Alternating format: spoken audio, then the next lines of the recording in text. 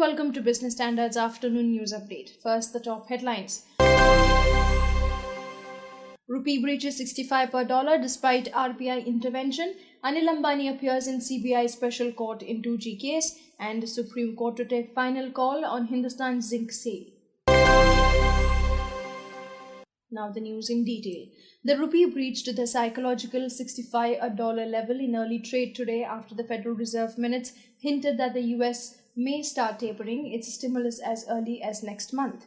The rupee opened weak at 64.75 per dollar and went on to reach 65.50 per dollar as heavy demand from importers along with weak domestic equities continued to weigh on sentiment.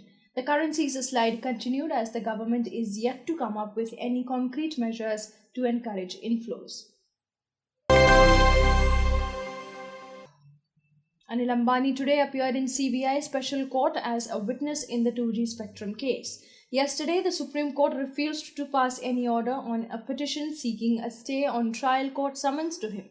CBI had earlier told the court that Ambani was part of the decision to invest 992 crore rupees in Swan Telecom and that he should be made a witness to further the cause of justice.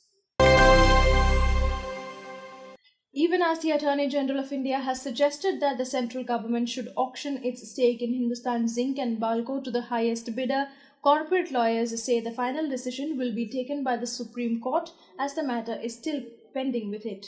Lawyers say the Apex Court is looking into the entire issue of taking permission from Parliament as the company was formed through a statute.